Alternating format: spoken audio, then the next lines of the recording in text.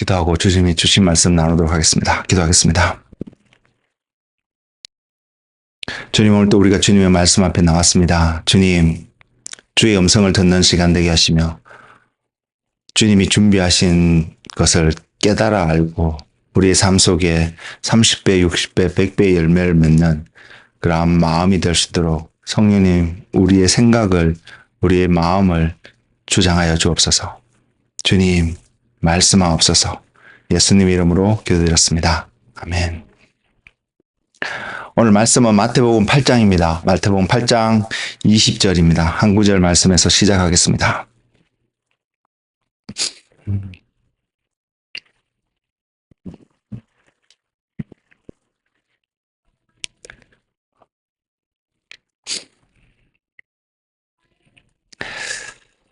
제가 실제로 어제 데니엘하고 데니엘 여자친구랑 저희 부부 또 언서랑 스카우에를 가려고 계획을 하고 있었습니다. 근데 금요일 날 밤에 잠을 자는데 제가 꿈을 하나 꾼 게 있거든요. 그 꿈을 꾸면서 고민을 했습니다. 가야 돼, 말아야 돼. 그러면서 몸도 좀 안 좋은 부분도 있고요. 그래서 결국 저는 이제 데니엘하고 그 커플만 갔다 오게끔 하고 언서도 좀 몸이 안 좋고 그래서 우리가 집에 남고 저는 말씀을 준비하게 됐습니다. 그 꿈의 내용이 어떤 것이냐면 그 꿈을 통해서 제게 느껴진 마음이 어떤 것이냐면 제가 어제 토요일 날 말씀을 준비할 수 있는 시간이 전혀 없을 것이라는 그런 게 느껴지는 어떤 그런 꿈이었습니다. 그래서 꿈을 깨자마자 망설였거든요. 가야 돼, 말아야 돼. 망설이면서 결국은 안 가게 되고 가지 않은 결과로 이렇게 말씀을 준비하게 됐습니다. 말씀을 준비하게 됐는데 이 말씀을 들은 이유는 오늘 말씀을 들으시면서 하나님이 우리에게 나에게 이러한 메시지를 주시기 위해서 저에게 그런 꿈으로 또 이렇게 준비하게 하셨구나를 깨달을 수 있는 은혜가 있었으면 좋겠습니다. Thank you. 그렇게 제가 어땠다 이런 그런 말씀을 드리는 것이 아니라 전달되어진 메시지가 여러분 삶에 있어서 하나님이 주시는 어떤 하나의 메시지로서 남겨지는 메시지이기를 원하는 마음이 있기 때문에 우리 모두가 그러한 마음으로 오늘 메시지 앞에 주님의 말씀 앞에 나아가기를 원합니다. 마태복음 8장 20절 말씀을 읽어드리면 예수께서 이르시되 여우도 굴이 있고 공중의 새도 거처가 있으되 인자는 머리 둘 곳이 없다 하시더라. 그래서 이 말씀을 주셨거든요. 이 말씀을 주셨는데 기도 중에 이 말씀을 주시고 깨닫게 하신 것이 있어서 나누려고 하거든요. 하는데 말씀의 제목을 주님이 거하시는 처소라는 제목으로 말씀을 정하게 되었습니다. 제가 모태신앙으로 어쨌든 자라났습니다. 모태신앙으로 자라났던 사람들에게 하나의 공통된 특징은 그 당사자가 하나님을 잘 알든 모르든 관계없이요. 모태신앙이 아는 사람보다 어쨌든 말씀이라는 환경 속에서 자라날 수밖에 없습니다. 말씀을 많이 듣습니다. 말씀을 또한 읽어볼 수 있는 기회도 있습니다. 그것을 통해서 그렇다고 해서 그 사람들이 믿음이 좋은 사람들이냐 전혀 이렇게 말씀드릴 수 있지는 않습니다. 어쨌든 제가 그렇게 자라나면서 제 안에 의문을 가지게 되는 과연 주님이 왜 이 말씀을 하셨을까? 주님이 이렇게 말씀하신 의도가 무엇일까? 고민하게 했던 말씀이 몇 구절이 있습니다. 그 중에 한 구절이 지금 방금 읽어드렸던 말씀이거든요. 인자는 머리 둘 곳도 없다 하시더라. 과연 주님이 어떠한 생각을 가지시고 어떤 의도로 이 말씀을 하셨을까가 궁금해지는 그러한 말씀 중에 한 구절인데 이런 배경들이 있기 때문에 준비한 건 전혀 아니었는데 어제 주님 앞에 나와서 기도할 때에 주님이 이 말씀을 떠올리게 하시면서 이 말씀이 어제 당시에 제게 주셨던 깨닫게 하셨던 바로 그 부분을 여러분에게 전하고자 합니다. 제가 오늘 전하는 이 내용이 주님이 진짜로 온전히 이 의도를 가지고 이 말씀을 전하셨다라고 저는 말씀을 드릴 수 없습니다. 그러나 제가 여러분에게 전할 수 있는 한 가지는 말씀을 준비할 때에 주님께서 이 말씀을 통해서 이 부분을 깨닫게 하셨다라고는 분명히 말씀을 할 수 있기 때문에 여러분 그 관점에서 오늘 메시지를 들어보시고 여러분 삶 속에 이 말씀이 30배, 60배, 100배의 열매를 맺는 그런 은혜가 여러분 가운데 있기를 소망합니다. 복음은요. 복음은 하나님의 사랑의 스토리입니다. 인류를 향해서. 크게는 인류고요. 작게는 저와 여러분 한 사람 한 사람을 향한 하나님의 러브 스토리입니다. 분명히. 근데 그 복음이라는 그 카테고리 안에서요. 발견하는 것은 그 복음이라는 단어 속에서 하나님이 그 내용을 러브 스토리를 구성하고 있는 그 구성의 요소들을 살펴보면 하나님의 마음이 저와 여러분을 향한 인류를 향한 하나님의 마음이 어떠한 마음이었다. 어떠한 마음이다. 이것을 분명히 표현하고 있습니다. 그리고요. 또 무엇을 표현하고 있냐면 그래서 하나님이 어떠한 계획을 가지고 이 땅을 바라보고 계시는지를 분명히 증거하고 있습니다. 계획이 있기 때문에 하나님이 이루시고자 하는 목적이 분명히 있습니다. 하나님의 마음도 있고 계획도 있는데 그것을 통하여서 어치브하고자 하는 것이 무엇인지를 전혀 생각을 갖고 계시지 않다면 복음은 온전하지 않을 것입니다. 그런데 그 복음을 통해서 우리를 향하신 하나님의 사랑의 러브 스토리, 러브 레터를 통해서 우리에게 하나님의 마음이 어떠하며 그래서 하나님이 가지고 온 계획이 어떠하며 그 계획을 통해서 하나님이 저와 여러분의 삶 속에 이루어지고자 하시는 하나님의 목적이 분명히 들어있습니다. 이것을 알면 알수록 제가 종종 여러분에게 그런 표현을 드립니다만은 제 안에서 복음의 메시지는 저와 여러분의 구원이라는 목적을 향해서 전달되어진 메시지가 아니라는 것입니다. 복음 안에는 구원이 분명히 들어있습니다. 그러나 구원이 목적이 아니라고, 복음의 핵심이 구원이 아니라고 이렇게 자주 표현을 드립니다. 그 이유 중에 한 가지는요. 하나님이 저와 여러분을 구원하시기 위해서 이 복음의 메시지를 여러 가지 모습으로 전하고 있다라고만 바라보게 되면 이 복음의 주제가 되는, 주인공이 되는 사람이 우리들입니다. 잃어버린 바 된 우리들입니다. 그래서 우리들을 찾아나시는 주님의 이야기만 전달되어 줄 수밖에 없다는 것입니다. 그런데 성경을 통해서요, 확인하는 것은 하나님이잖아요. 하나님이 그 하나님을 어떻게 표현하냐면 전지전능하신 하나님이라고 표현을 합니다. 우린 그 하나님을 믿습니다. 하나님은 실제적으로 전지전능하십니다. 그 하나님께서 우리를 구원하기 위해서 이 땅에 오셨는데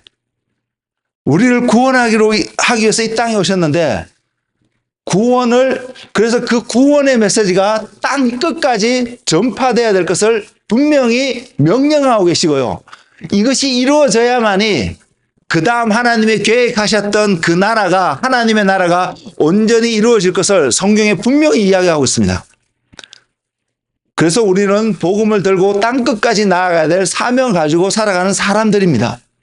근데 하나님이 전지전능하신 하나님이 이러한 계획을 가지고 이러한 실행을 옮겨가시는 그 여정 속에서 실제적으로 우리가 경험하고요.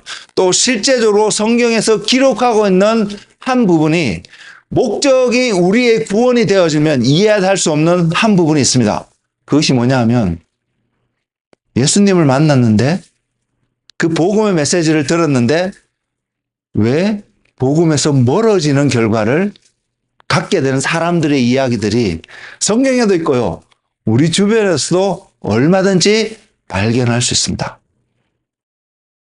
이 결과론적인 관점에서 보면 전지전능하신 하나님의 역사하심이 온전하게 이루어지지 못하였다라고 얼마든지 말할 수 있다는 것입니다. 왜요? 그 목적이 우리의 구원에만 국한되어 있으면 말입니다. 근데 아니는 것입니다. 저와 여러분이 동의하듯이 성경은 예수 그리스도에 관한 이야기입니다. 그 예수 그리스도에 관한 이야기 가운데 주님께서 우리를 어떻게 생각하시고 우리를 어떻게 바라보시며 우리가 어떠한 사람이 되기를 원하시는지 주님의 마음과 계획이, 목적이 분명히 있습니다. 그 관점에서 바라보면요, 그 주님의 마음을 알지 못하고 주님의 계획을 깨닫지 못하고 주님의 목적에 온전히 들어가 있지 못하는 사람들은 구원이라는 범주 속에서 하나님의 선물 가운데서 그 선물 바깥에 놓일 수 있다라는 사실을 우리는 볼 수 있습니다. 같은 내용인데 조금 다름을 느끼지 않나요? 그래서 그런 이유 때문에 복음의 핵심적인 메시지가 구원이 아니라 주인공은 예수 그리스도인 것을 말씀드릴 수 있습니다. 그럴 때에, 그래서 주님을 바라볼 때에요, 하나님의 사랑이 어떻게 표현되어졌으며 하나님의 공의가 어떻게 나타내는지를 알 수 있다는 것입니다. 우리가 주인공이 되어서 그 하나님의 계획과 목적과 마음을 알게 된다면 하나님의 사랑밖에는 알 수밖에 없기 때문에 그렇게 표현을 드립니다. 그래서 오해하지 마시기 바랍니다. 분명 복음은 다시 한번 강조드리지만 우리들을 향한 하나님의 메시지입니다. 우리에게 주어졌습니다. 사람들에게 주어졌습니다. 근데 사람들이 어떻게 되는 것만을 목적으로 표현하고 있지 않습니다. 그래서 여러분 아시기 바랍니다. 복음의 주인공은, 핵심 주제는 예수 그리스도고 그분의 나라라는 것을 말입니다. 그래서 사도 바울은 내가 예수 그리스도와 그의 죽으신 십자가 외에는 다른 것을 알기를 원하지 않는다라고 고백할 수밖에 없는 이유도, 우리 사람들이 구원받는 것이 하나님 관점에서 너무 중요하고 우리에게도 너무 소중한 일임에도 불구하고 초점은 그리스도와 그의 십자가에 놓여 있음을 성경은 증거하고 있습니다. 그것을 생각하면서, 주인공이신 예수님을 생각하면서 주님께서 오늘 우리에게 주신 말씀을 어떤 의미로, 적어도 어제 저에게 깨닫게 하신 그 내용들이 무엇인지를 한번 살펴보기를 원합니다. 어제 말씀을 통해서 주님은 말씀하시기를 인자는 머리 둘 곳이 없다라고 하셨습니다. 과연 이것이 어떤 의미일까요? 이 질문 앞에, 질문이라기보다 이 스테이먼트 앞에 우리는 이 질문을 던져볼 수 있습니다. 던져볼 수 있는데 그것이 뭐냐면, 머리 둘 곳도 없다라고 하셨기 때문에, 그러면 주님은 어디에, 어떠한 장소에 주님의 머리를 두고자 하실까? 물론 그 내용을 살펴보면 여우도 굴이 있고 공중의 새도 거처가 있다라고 표현하는 걸 봤을 때, 여우가 들어갈 굴, 공중의 새가 있는 거처, 또 우리에게 표현하면 우리가 돌아갈 수 있는 집, 편안하게 쉴 수 있는 집, 또한 보호받을 수 있는 어떤 울타리, 이런 형태로 설명하고 적용할 수 있습니다. 그러면 예수님이 머리를 두시고자 하는 그곳은 과연 어디일까? 우리 이것을 생각해 볼 수 있습니다. 그곳이 어떤 곳이었기에, 주님이 계획하고 바라보시는 장소가 어떤 장소였기에, 기대하시는 그 장소의 모습이 어떠해야 됐기에 주님은 제자들에게, 또한 오늘을 사는 우리들에게도 이 메시지를 전하고 계실까? 를 생각해 보자는 것입니다. 하나님은요, 처음이라는 것은 태초부터 그분의 계획은 무엇이냐면, 태초라는 것은 저와 여러분이 아담이 범죄하기 이전부터 하나님이 가지고 계셨던 사람들을 향한 하나님의 계획은 하나님께서 그들 가운데 함께 살아가는 것을 갈망하셨습니다. 원하셨습니다. 그들 마음속에 들어가셔서 살아가는 것을 계획하시고 그것을 꿈꾸셨습니다. 그것이 하나님의 창조의 소위 원대한 계획입니다. 하나님의 모든 만물을 창조하신 그 이유도 이 사람들과 함께 이 창조 세계 속에서 뭔가를 하시기를 원하시는 하나님의 마음이 그곳에 들어 있습니다. 그래서 단순히 저와 여러분이 아름다운 하나님이 만드신 세계를 바라보면서 아름답다라고만 여기는 것에 끝나는 것이 아니라 그 피조물 하나하나를 통해서 또한 우리들을 서로 사람들을 바라보는 그 시각을 통해서 하나님이 이 피조물들, 사람을 포함한 모든 피조 세계들, 창조하신 창조 세계를 통해서 하나님이 이루어 가시고자 하는 그 목적들을 깨닫고 그 목적에 동참하는 헌신이, 믿음이 여러분 삶 가운데 충만하기를 원합니다. 그래서 하나님이 사람들을 하나님의 형상으로 만드셨습니다. 세상에 존재하는 모든 동식물들은요, 어떤 원소로 분해해서 설명할 수 있습니다. 사람도 마찬가지입니다. 그 원소적인 측면에서 바라보면 어느 것 하나 크게 다를 바가 없습니다. 사람이든 동물이든 다른 동물이든 어떤 식물이든 말입니다. 근데 하나님은 분명히 사람을 다른 모든 창조된 어떤 것들보다는 다른 존재로 만드셨습니다. 그리고 그것을 다름을 나타내는 표현들이 하나님의 형상으로 지음을 받았다라고 증거하고 있는 창세기에 있는 말씀입니다. 그래서 우리가 하나님의 형상으로 지음을 받았기 때문에, 그러면 하나님이 형상이 있습니다. 성경에 보면 하나님은 어떤 모양을 갖고 있지 않은 분으로 설명하고 있는데 그 하나님의 형상이라고 설명되어지는 실체가 있습니다. 그것을 표현하는 말씀이 하나님은 영이시니 라고 표현을 하고 있습니다. 그래서 우리가 하나님의 형상으로 지음을 받았다는 것은 하나님의 영의 어떠한 속성들이 우리 안에서 부여되어져서 나타나고 그것이 있을 때에 우리는 하나님과 온전히 교제할 수 있는 관계가 되는 것을 성경이 이야기하고 있습니다. 그리고 그 하나님의 형상으로 만든 사람, 아담을 통해서 하나님이 명령하신 크게 두 가지의 명령이 있습니다. 이것이 하나님이 사람을 창조하신 원리이고 이유입니다. 원리는 하나님의 형상으로, 흙으로 만들어졌지만 실제적인 어떤 머티리얼이라고 표현하면 흙으로 만드셨지만 그 흙이 진짜 하나님과 교제할 수 있기 위해서 하나님의 형상으로, 하나님의 영으로 우리를 사람을 만드셨고, 그렇게 만들어진 사람을 향하여서 땅에 충만하고 번성하고 땅을 정복하고 다스리라는 크게 이 계명을, 두 가지 계명을 우리에게 주셨습니다. 이것이 하나님의 계획인 것이 창세기부터 분명히 나타나고 있고요. 여러분의 말씀을 읽으면 읽을수록 계속해서 그 목적을 발견하게 되실 것입니다. 조금 뒤에 다시 그 표현의 말씀들을 제가 읽어드릴 텐데, 그런 하나님께서 하나님이 사람들과 함께 하기를 원하신다고 계획을 세우시고 실행을 옮기신 그 하나님께서 마태복음에서 말씀이 육신이 되어 우리 가운데 오셔서 전하는 한 메시지가 머리 둘 곳이 없다라는 것입니다. 다른 말로 표현하면 내가 거할 수 있는, 머물 수 있는 사람들이 없다라는 표현으로 대체할 수 있다고 생각합니다. 하나님이 거할 수 있는 사람이 없다고? 여러분 어떻게 생각하세요? 저는 어릴 적에 그런 생각을 했거든요. 하나님이 거할 수 있는 사람이 없다고? 내가 될 수 없을까? 아무 그 의미가 무엇인지도 모르고요. 저는 이런 생각이 했었습니다. 자신감 있게. 그 실체가 무엇인지, 그 의미가 전혀 뭔지도 모르면서 내가 되면 되지. 그러면 이 말씀이 틀리지 않을까? 이런 생각을 했던 사람입니다.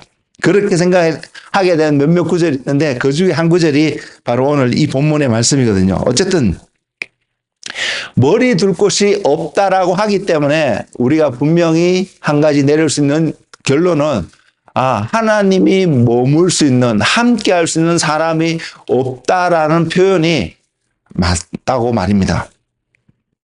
왜요? 하나님이 그토록 함께 하기를 오셨는데 하나님이 함께 하실 수 있는, 예수님이 함께 하실 수 없는 이유는 사람들이 죄 가운데 있기 때문에요. 죄 때문에 사람들은 그곳에 함께 할 수 없었습니다. 그 죄의 출발점이 제가 종종 인용하고 설명하고 여러모로 설명을 하고 있는데 오늘도 마찬가지입니다. 그 출발점이 그 죄가 우리 가운데 온전히 들어오게 된 하나의 시작점이 동산 중앙에 있는 두 그루의 나무 가운데 선악을 알게 하는 나무였습니다. 동산 중앙에 두 그루의 나무가 있었는데 제가 오늘 이 말씀을 준비하면서 하나님이 제게 깨달게 하신 것은 아담이 제가 지난번에 말씀을 할 때 물리적으로 한 공간 안에 두 가지 물체가 동시에 존재할 수 없는 것을 살짝 언급을 드렸습니다. 그런데도 성경은 동산 중앙에 물리적으로 한 곳에 두 그루의 전혀 다른 성질의 나무가 존재하고 있다고 말씀하고 있습니다. 우리의 이성으로요, 논리로 이해할 수 있는 상황은 분명히 아니라고 생각합니다. 어쨌든 성경이 그렇게 증거하고 있기 때문에 한 공간에 두 그루가 있습니다. 이것이 어제 말씀을 준비하면서 이 말씀을 통해서 준비하면서 제게 어떻게 하나님이 말씀 메시지가 다가왔냐면요. 아담이 이 동산 중앙에 있는 두 그루의 나무를 다스려야 되는구나. 다시 말해서 관리해야 되는 거구나. 어떻게 관리요? 물론 생명나무는 예수님을 상징하고요. 선악을 알게 한 나무를 먹고 말면 우리가 죄악 가운데 빠질 수밖에 없기 때문에 죄라고 이렇게 말씀을 드릴 수 있는데 우리가 예수님을 관리하고 다스려야 된다 이런 의미가 전혀 아닙니다. 어떤 의미냐면 이 두 가지가 동시에 존재하고 있는데 우리가 관리하고 다스린다는 것은 우리의 마음속에서 이 두 가지 가운데 하나가 우리의 마음을 온전히 차지하고 드러낼 수 있도록 우리가 그것을 관리해야 되는구나. 세상을 정복하고 다스리라고 하는 말씀 가운데 이 메시지가 들어있구나. 하나님이 가인에게 제가 문 앞에서 문을 두드리고 있지만 너는 죄를 다스려야 된다라고 말씀하셨던 한 이유가 바로 그곳에 있구나 라고 깨달으셨다는 것입니다. 근데 결과적으로 아담이 하나님 관점에서 그 관리에 다스림에 실패해서 선악을 알게 하는 열매를 먹었잖아요. 하나님은 하나님의 형상으로 만든 사람에게 무엇을 명령하시냐면 땅을 정복하고 다스려야 될 것을 이야기하셨거든요. 다스리는 자입니다. 제가 예전에도 말씀을 나눌 때에 우리의 부르심은 그냥 구원을 얻는 것이 아니라 주님과 함께 다가올 하나님의 나라 속에서 다스리는 자로 부르심을 입었다라고 말씀을 드렸는데 저와 여러분의 데스티니는 분명히 주님과 함께 다스리는 자가 되어야 합니다. 분명히 그것이 창세기에 명령하신 하나님 말씀이고 계시록에서 증거하고 있는 하나님 말씀을 이루어가는 그런 약속의 말씀인데 다스리는 자에게 요구되어지는 것, 세상의 관점에서 다스리는 자에게 요구되어지는 것이 무엇이 선이고 무엇이 악인 것을 분별해서 선한 일을 행하게끔, 그래서 옳은 일을 하게끔 하는 것이 다스리는 자에게 요구하고 있는 세상의 관점이라는 것입니다. 그런데 성경의 관점은 다릅니다. 성경은 우리에게 선악을 분별해서 선하고 올바른 일을 하라고 말씀하고 있는 것이 아닙니다. 결과적으로 이러한 결과가 나타날 수밖에 없는 과정을 이야기하고 있습니다. 그럼에도 불구하고 우리가 해야 될 것이 일이 아님을 이야기하고 있습니다. 그렇지 않았다면 하나님은 아담에게 선악을 알게 하는 나무의 열매를 먹지 말라고 하지 않으셨을 것입니다. 하나님이 원하셨던 것은 우리가 이미 잘 알고 있듯이 선악을 알게 하는 나무의 열매를 먹는 것이 아니라 생명나무의 열매를 먹었어야 됐다는 사실을 성경을 통해서 우리는 오늘날 분명히 알 수 있습니다. 아담이 그것을 알았는지 안 알았는지 말씀은 증거하고 있지 않습니다. 그렇지만 선악을 알게 한 나무를 먹었던 아담은 그 선택으로 말미암아 결국 하나님으로부터 멀어질 수밖에 없고 에덴 동산에서 쫓겨날 수밖에 없는 결과를 가져왔으며 그 결과를 통해서 로마서에서 사도 바울은 어떻게 선포를 하게 되냐면 하나님께서 사도 바울의 입을 통해서 선포한 말씀이 의인은 없나니 하나도 없다라고 선포하게 되었다는 것입니다. 의롭다는 거예요. 선하다는 거예요. 옳다라는 것을 나타내는 그 의인의 특징인데 그러한 의인이 하나도 없다는 것이 하나님의 선포였습니다. 무엇 때문에요? 선악을 알게 하는 나무의 열매의 결과를 먹었기 때문에요. 세상은 지도자들에게 그 선함을 요구하고 있습니다. 옳음을 요구하고 있습니다. 근데 하나님은 지도자들에게요. 하나님은 하나님과 함께 세상을 다스릴 사람들에게 그러한 선함을 요구하지 않고요. 무엇을 요구하고 계시냐면 생명을 요구하고 계십니다. 이것은 우리의 육신의 눈으로 세상의 관점으로 바라볼 때 알 수 있는 것이 아니라 영의 눈으로, 영의 마음으로 바라봤을 때 내가 그리스도와 함께 세상을 다스리는 하는 그러한 존재가 된다는 것은 세상 가운데 하나님의 생명을 흘러보낼 수 있는 어떤 다스림의 일들을 행할 수 있느냐, 아닐 수 있느냐. 생명은 예수 그리스도 안에서만 발견되어 줄 수 있습니다. 주님을 벗어난 어떤 공간에서도 하나님이 기대하시는 그 생명을 우리는 찾을 수가 없습니다. 그래서 저와 여러분이 생명을 세상 가운데 전달하는 통로자로서 그러한 자로서 믿음의 그리스도인의 삶으로 살아가기를 원하는 마음이 있다면 우리 안에는 반드시 내가 그리스도 안에 있는 존재가 되어야 된다는 것을 부인할 수 없습니다. 내가 그리스도 안에 있다는 사실은 거꾸로 말하면 하나님이 내 안에 계시다는 것을 확정해주는 또 다른 하나의 표현입니다.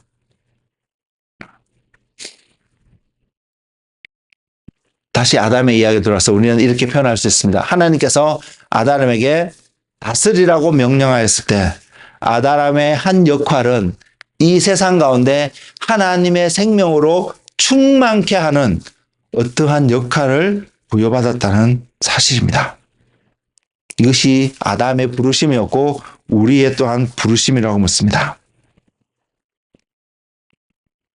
땅에 충만하고 번성하는 가장 기본적인 요건이 생명이라고 말입니다. 그래서 우리가 다스리는 방향은 이 생명이 흘러가는 방향으로 분명히 나아가야 합니다. 그리고 생명이 있는 곳에서 우리는 그리스도를 발견할 수 있습니다. 생명이 없는 그곳에서도 예수 그리스도가 함께 하실 수 있다면 그곳은 생명이 있는 장소로 바뀌어갈 것입니다. 그것을 예표하는 한 장면이 에스겔서 37장의 장면입니다. 저와 여러분의 모습은 어떤가요?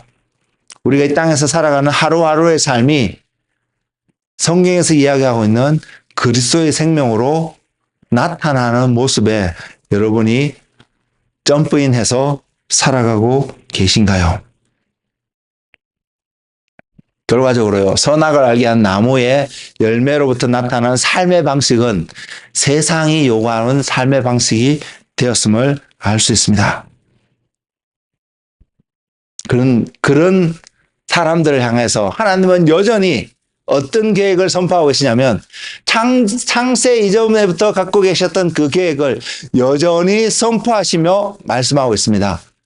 사람들의 마음속에 하나님이 계실 것을 말입니다. 히브리서 10장 16절에 그 말씀이 표현되어 있습니다. 주께서 이르시되 그날 후로는 그들과 맺을 언약이 이것이라 하시고 내 법을 그들의 마음에 두고 그들의 생각에 기록하리라 하신 후에, 동일한 말씀이요. 예레미야서 31장 33절에 또 기록하고 있는데 이렇게 표현하고 있습니다.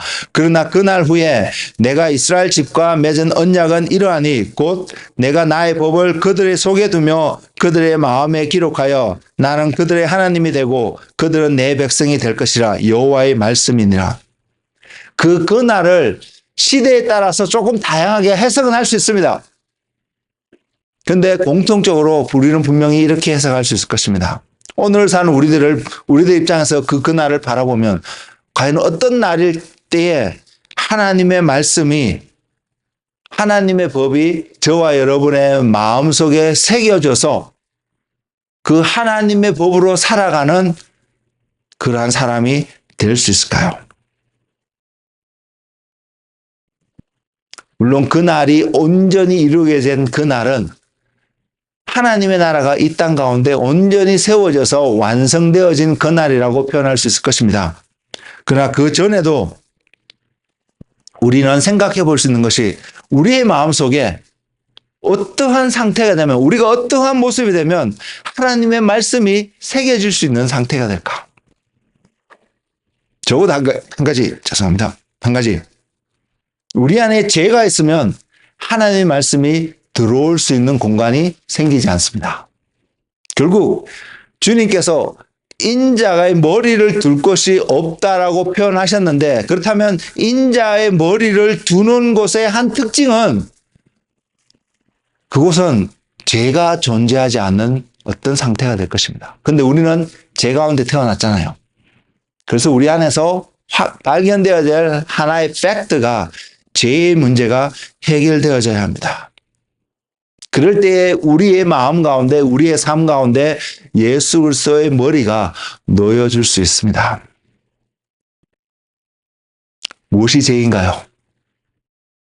무엇이 죄이길래 이 죄의 문제가 해결되어져야만 주님의 머리가 놓여질 수 있을까요? 머리는 무엇을 뜻하나요? 여러분에게 머리는 어떤 의미인가요? 저는 분명히 이 머리는 우리에게 동일하게 이 메시지를 준다고 생각합니다.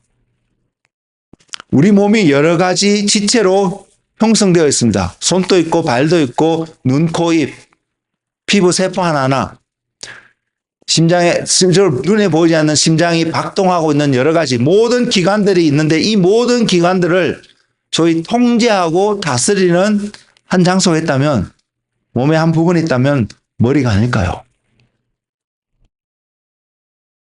결국 예수님의 머리가 우리의 마음속에 놓여진다는 것은 우리의 전 삶을 다스릴 수 있는 분으로 예수 그리스도가 세워지고 이루어지는 것을 분명히 이야기하고 있습니다. 그러기 위해서 죄의 문제가 해결되어진다는 것은 이것입니다. 죄는 무엇을 하든, 그것이 선하게 보이든 악하게 보이든요, 그 모습이, 폼이 어떠한 폼이든 죄는 결과적으로 어떤 결과를 낳게 되냐면 하나님을 대적하는 자리에 있게 합니다. 우리의 삶 속에 피조물에 창조되어진 모든 세상의 삶 속에 하나님이 하나님 되시지 않도록 만드는 것이 죄라는 것입니다. 그래서 이 죄를 해결해야 된다는 것입니다.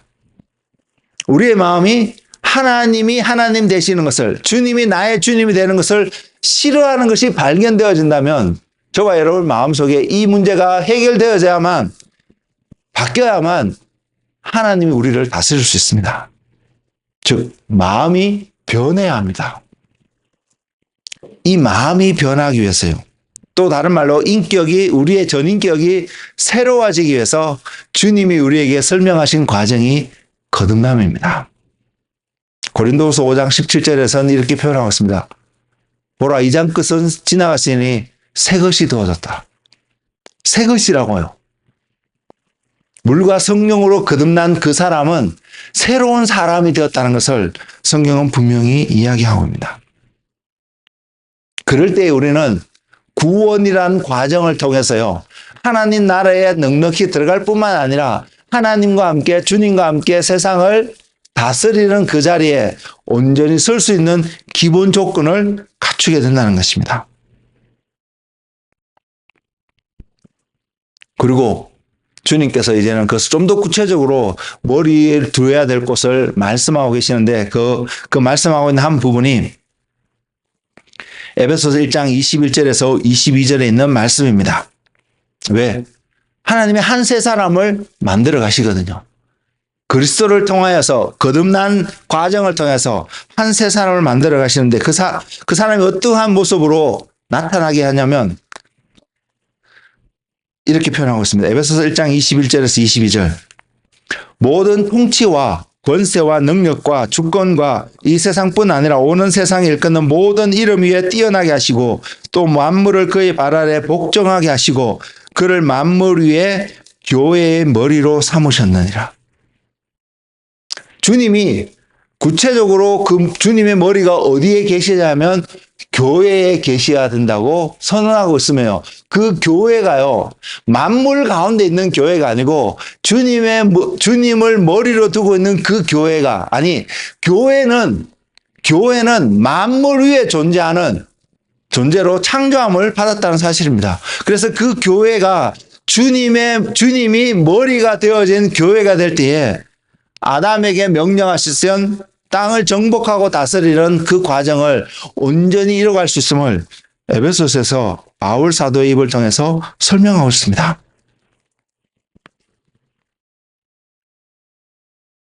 근데 주님이 오늘 말씀을 통해서 마태복음 8장을 통해서 인자의 머리 둘 곳도 없다라고 표현하신다면 반대로 인자의 머리 둘 곳이 이루어지기 위해서는 교회가 주님이 머리가 된 교회가 될 때, 주님이 다스리는, 주님이 인도하시는 교회가 될 때에 그 교회는 온전히 주님이 말씀하신 모습대로 완성되어져 간다는 사실입니다.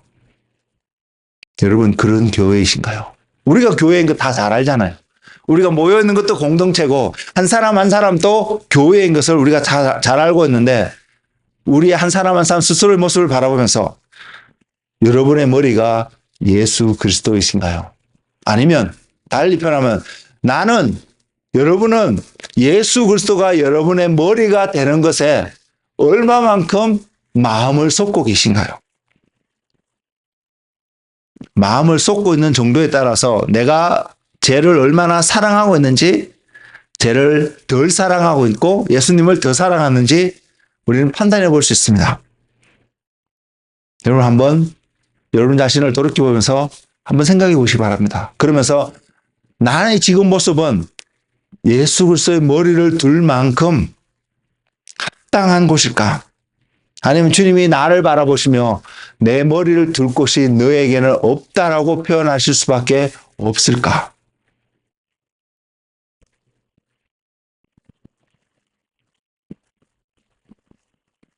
교회에 주님의 머리를 둘 곳이 존재하지 않는다면,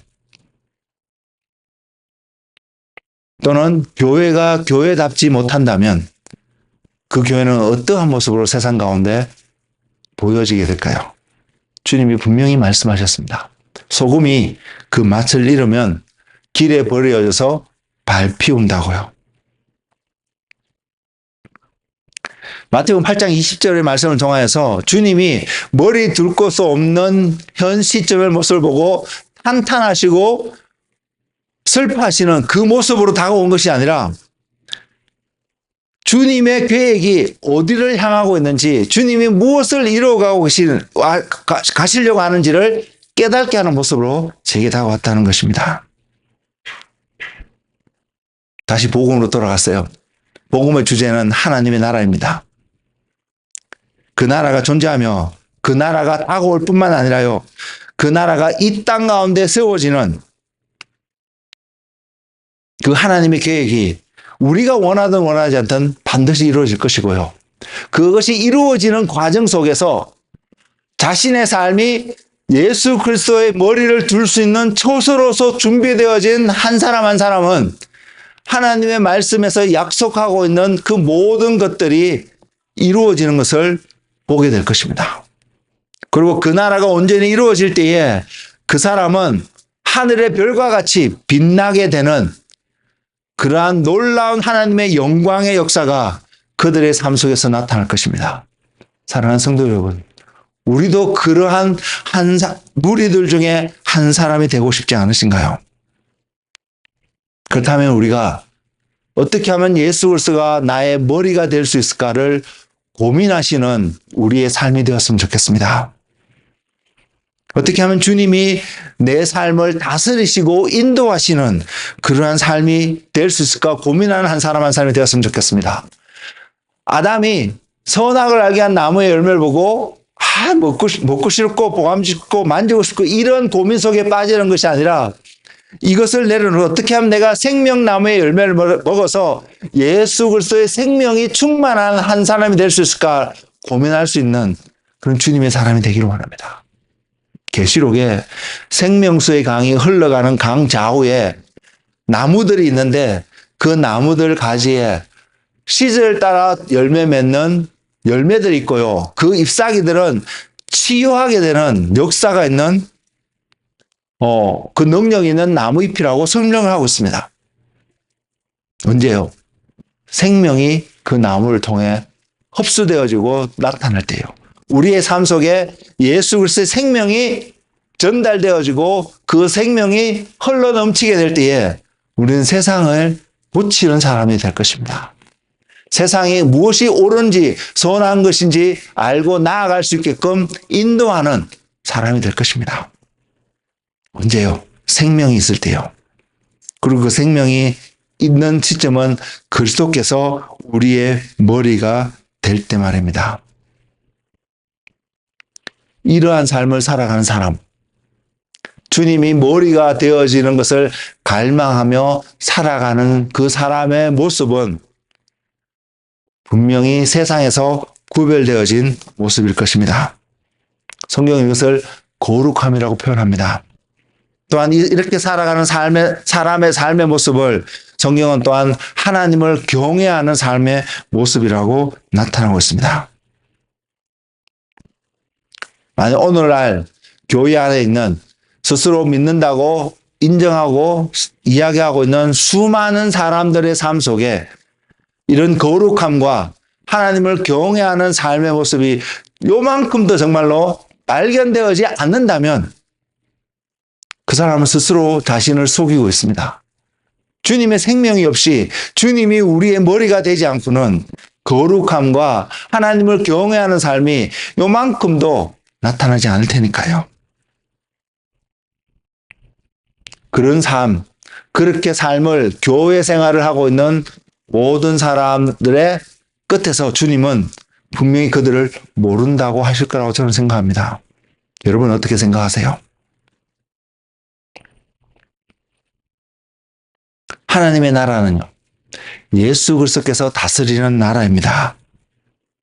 그리고 그 나라가 이루어질 때에요, 만물 위에 교회를 세우시고 교회의 머리가 되신 주님께서 그 하나님의 나라라는 그 테두리 안에서 주님의 뜻을, 하나님의 생명의 계획들이 흘러 넘치고 풍성하게 나타나도록 하실 역사를, 계획을 가지고 계십니다.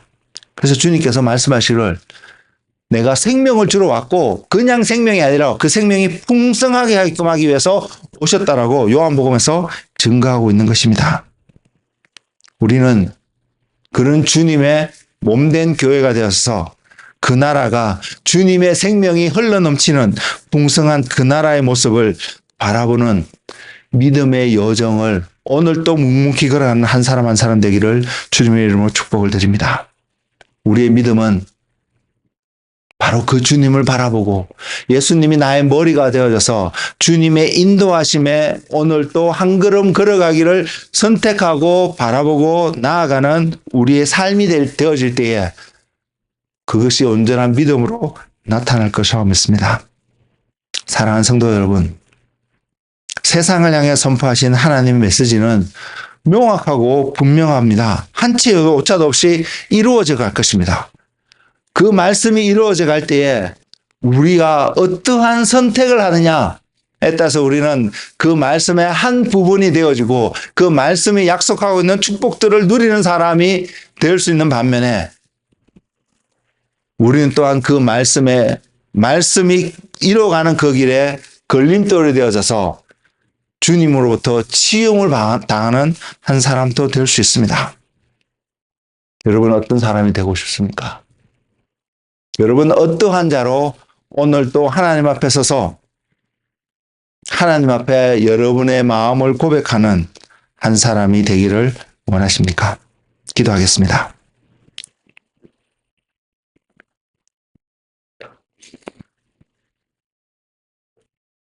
여우도 굴이 있고 공중에 나는 새도 거처가 있을 때 인자는 머리 둘 것도 없다고 말씀하신 주님의 말씀이 오늘 이곳에서 주님의 말씀 앞에 나온 사람들에게 다시 한번 들려지게 하셔서 우리의 심령이 주님, 제 삶이 주님의 머리가 둘 수 있는 장소가 되기를 원합니다라고 고백하는 우리의 삶이 되게 하여 주옵소서.